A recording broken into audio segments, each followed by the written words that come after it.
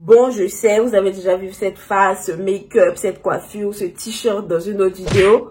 Mais c'est parce que actuellement, j'ai pas le temps. Du coup, je filme toutes les vidéos le même jour. D'accord? Je fais toutes les vidéos. Oh non! Putain, j'aime pas. Mais je sais pas pourquoi. Tu vois, la luminosité. Enfin bref. Donc ça fait rien si vous voyez le même vêtement dans deux vidéos. C'est pas grave. D'accord? Merci. Aujourd'hui, on se retrouve pour une nouvelle vidéo. Alors, ça sera une story time. C'est assez triste comme story time. Mais on va pas se mettre à pleurer. On va pas se mettre à chuchoter, à faire des non, non, non. Je vais essayer de vous raconter ça sur le ton de la rigolade. Et j'espère que ça vous plaira. Donc, en commentaire, dites-moi si ça vous plaît. Dites-moi si vous aimez les story time. Ce que vous voudrez que je fasse plus, en fait, sur cette chaîne. Parce que parfois, je suis à court d'idées. Donc voilà. Donc avant de commencer la vidéo, je vais te demander de t'abonner. Donc n'hésite pas à t'abonner, à cliquer sur la cloche de notification, comme ça tu reçois une notification. Ça c'est vraiment très pratique, je trouve. C'est comme les notifications, pardon, WhatsApp, Twitter, Instagram. En fait, en temps réel, dès que je poste la vidéo, dès que j'ai un fait marquant, en tout cas sur ma chaîne YouTube, tu es au courant. Donc dès que je poste une vidéo, tu es au courant. Dès que je mets un post, en tout cas tu es au courant. Dès que je fais un live, pourquoi pas, j'en ai jamais fait, mais je sais pas, on sait jamais, pourquoi pas. J'en fais des lives, j'en fais très régulièrement. Oh. J'en fais très régulièrement des lives sur Instagram, donc je vais vous laisser mon Instagram juste là. N'hésitez pas à vous abonner parce que c'est là-bas que je montre vraiment tout, bon tout, pas tout, mais j'en montre beaucoup quand même. Donc, n'hésitez pas à vous abonner sur Instagram. Donc, comme je disais, je reviens à la cloche de notification. Franchement, ça serait très, très important parce que vous faites partie de la team de Talkie, en fait. Donc, les gars, faut qu'on ait une identité remarquable. Je sais pas, faut que vous soyez les premiers au courant quand je poste une vidéo, que vous soyez les premiers à regarder. Et puis, voilà, quoi. Enfin, je sais pas, c'est logique. N'hésitez pas également à aimer les vidéos parce que c'est à travers ça qu'il y aura beaucoup plus de monde sur la chaîne. Donc, vous connaissez les recommandations de vidéos, etc. Comme je vous ai dit au début, dites-moi ce que vous en pensez en commentaire et dites-moi vraiment ce que vous voulez voir, soit sur Instagram, soit sur YouTube en commentaire. Donc, c'est vous qui voyez quoi.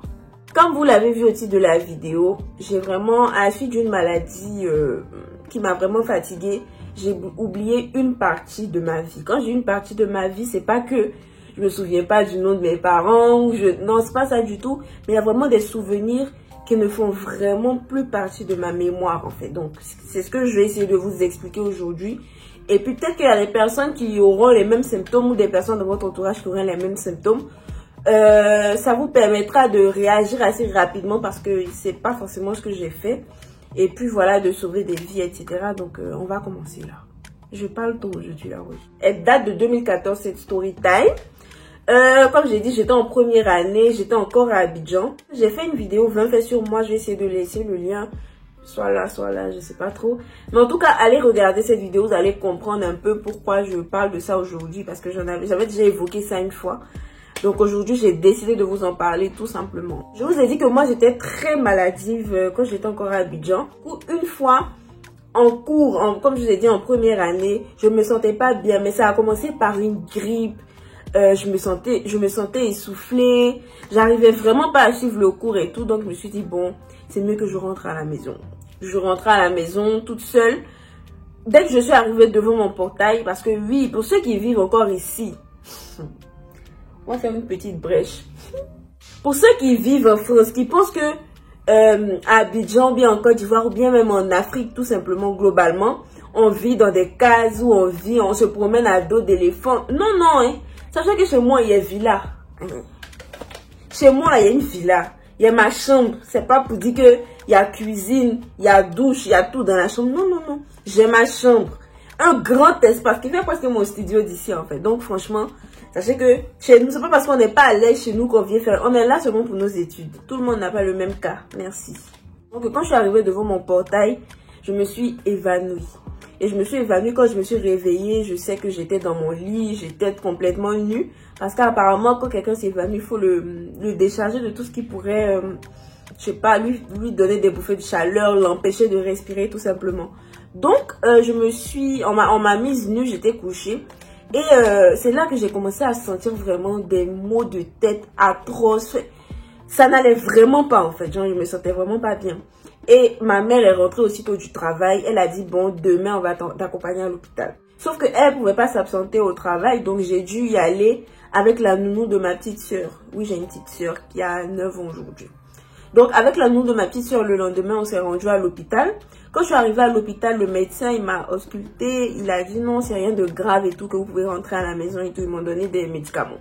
Je suis allée à la pharmacie, j'ai acheté les médicaments. Je suis rentrée, je les ai pris. Sauf que quand je suis rentrée à la maison, encore une fois, dès que je suis arrivée, je me suis encore évanouie. Là, ça a été le coup de grâce parce que je me sentais faible. Je n'arrivais plus à rien manger, à boire. Tout ce que je mangeais sortait, tout ce que je buvais sortait. Donc, ma mère est rentrée encore une fois. Elle a dit, c'est pas possible. Donc, on est allé dans un autre hôpital où ils ont décidé de m'hospitaliser. Donc, on m'hospitalise, ma mère essaie de comprendre ce qui se passe avec moi. On me fait le test du paludisme. Si vous ne connaissez pas, Google est votre meilleur ami. On me fait le test du palu et le test s'avère être négatif. Donc, pour eux, je n'ai pas le palu. Pourtant, j'avais tous les symptômes du palu. Donc, je crois que j'ai fait 3 jours hospitalisés. Le 3e jour, on m'a demandé de rentrer à la maison, qu'il n'y a pas de problème et tout, que c'est une fatigue générale.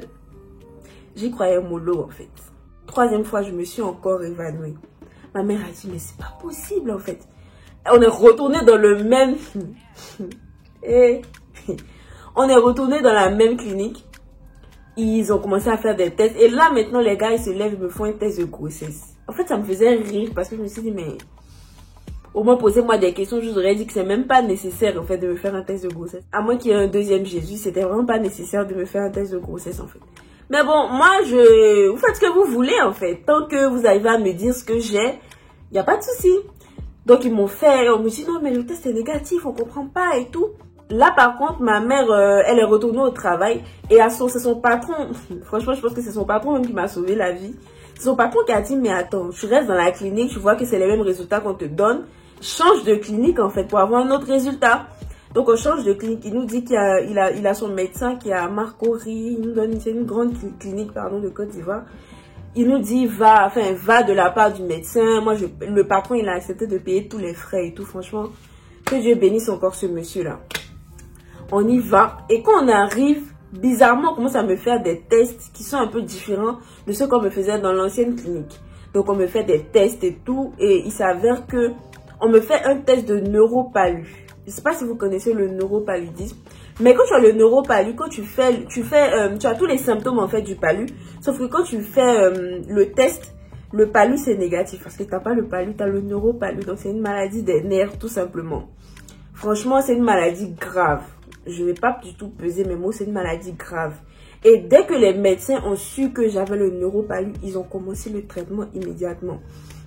Et le médecin, il a dit à ma mère que si je faisais 2 jours de plus dans cette clinique, je serais dans le coma à l'heure actuelle. Pas à l'heure actuelle, je vous parle, mais à l'heure actuelle où... Et ça serait difficile de me ramener à la vie, du coup. Ça a commencé à devenir compliqué. Déjà que j'étais comme ça, je ne mangeais plus, donc je suis devenue comme ça.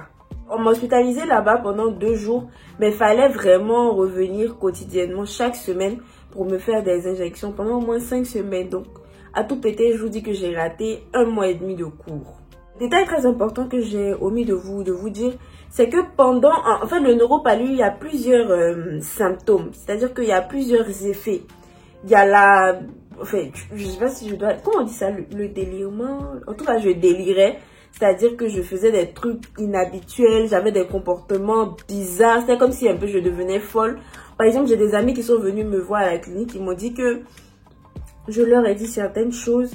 Ils sont venus, on a fait une photo que j'aurais postée sur Instagram, alors que c'est pas du tout, ça c'est pas du tout mon délire. Quand j'ai posté cette photo sur Instagram, je sais pas ce qui s'est passé, mais après j'avais plus le contrôle de mon téléphone. Et quand j'ai été guérie, j'ai vu cette photo sur Instagram, je me suis dit, mais attends, qui a posté la photo en fait? C'est pas moi. Et ma cousine m'a fait comprendre que c'est moi qui avais posté la photo.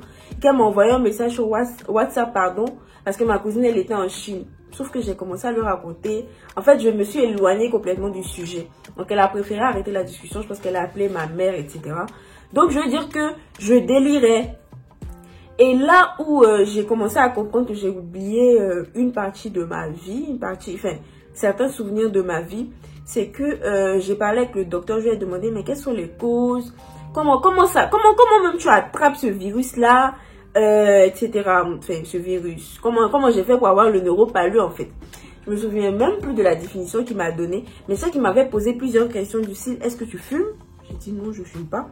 Du coup, si tu fumes pas, est-ce que tu te drogues? Enfin, est-ce que tu te piques? J'ai dit non, je ne fais rien de tout ça. Et je me souviens plus de la définition, du pourquoi j'ai eu ce neuropalu là.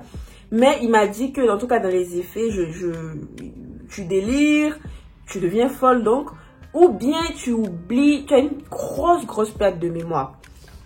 Et j'ai commencé à ressentir ça vraiment quand un jour je parlais avec Erico. Et il m'a fait sortir quelque chose, enfin un souvenir que je pouvais pas oublier en fait. Je me dis, mais attends, franchement, je me souviens de rien. Je me souviens vraiment pas de ça en fait. Il a dit, mais c'est pas possible. C'est pas possible parce que c'est pas comme si tu avais 5 ans dans le passé et qu'on se connaissait. Enfin, je pense que j'avais 18 ans. Je ne me souviens absolument de rien. Il y a certaines choses, certaines expériences que j'ai vécues, même avec lui. Il a encore les photos, mais je me souviens vraiment pas, en fait, je veux dire. Donc, moi, j'ai posé la question après un médecin qui m'a dit que vraiment, c'est normal. Le neuropalu, c'est comme ça. Vu que c'est une maladie qui touche les nerfs, c'est une maladie qui touche essentiellement, pas essentiellement, mais qui touche nécessairement le cerveau. Du coup, je pense qu'il y a une partie qui a court-circuit, quoi. Genre, je me souviens plus de grand chose. Il y a certaines choses dont je me souviens, mais il y a certaines choses également dont je me souviens plus, en tout cas de mon passé. Et voilà. Quand vous avez les symptômes du palu, que vous allez à l'hôpital, on vous dit que vous n'avez pas de palu, vous savez que vous avez les symptômes du palu. On vous dit que c'est une fatigue, mais ça continue, ça persiste et tout. Exigez qu'on vous fasse un test de neuropalu. Comme ça, au moins, vous saurez ce que vous avez, vous comprendrez un peu. Et ça va vous éviter de tomber dans le coma. Voilà. Faudrait pas faire les mêmes erreurs que moi. On peut tout rattraper. Moi, je pense que la perte même de mémoire, c'est vraiment dû au fait que j'ai tardé. En fait, je brise. Vous voulez m'empêcher de parler, je brise. Donc, c'est une expérience qui était vraiment compliquée pour moi. Très difficile parce que quand je suis retournée à l'école, j'avais raté plein de cours. J'avais raté des examens et tout. Mais Dieu merci, j'ai pu valider mon année. J'étais devenue encore plus mince. J'étais devenue très noire à certaines parties de mon corps. Déjà, j'étais noire, mais j'étais devenue très noire. J'arrivais plus à bien manger. Il m'a vraiment fallu du temps pour me rattraper. Douloureuse à cause des piqûres que je devais me faire chaque semaine. Et éprouvante. Franchement, très éprouvante en termes de... J'étais vraiment épuisée. Ça a duré longtemps quand même. Donc, tout ça pour vous dire également de faire attention à votre santé, de faire des bilans de santé très souvent. Moi, c'est une habitude que j'ai perdue en France, mais je sais que c'est très important d'en faire. Donc voilà, c'est déjà la fin de cette petite story time. J'espère que vous aura plu. Comme je vous ai dit, n'hésitez pas à commenter la vidéo, à la liker, à me mentionner quand vous repostez un brin des vidéos sur Instagram. Et puis voilà, donc j'espère que vous avez passé un bon moment. Moi, j'ai passé un très bon moment. Je suis de bonne humeur actuellement, donc j'essaie de vous filmer des vidéos. Et puis voilà, donc que Dieu vous garde. Si vous croyez en Dieu, que Dieu vous garde, que Dieu vous bénisse. Vraiment 2020, je voulais en parler. 2020, c'est vraiment une année très éprouvante. Tous les jours qu'on se réveille, on apprend un décès et des décès. Vraiment, moi, j'essaie de me mettre dans la tête que ça n'arrive pas qu'aux autres. Mais vraiment profiter des personnes que vous aimez. Essayez au maximum de ne pas bouder. Essayez au maximum de renvoyer de l'âme. Puis voilà, demain vous n'aurez pas de regrets. Et puis voilà, vous savez que toutes les choses sur cette terre-là, pardon, vanité de vanité. N'hésitez pas à vivre. Franchement, vivez. Vivez. Vivons. Je vous embrasse. Bisous.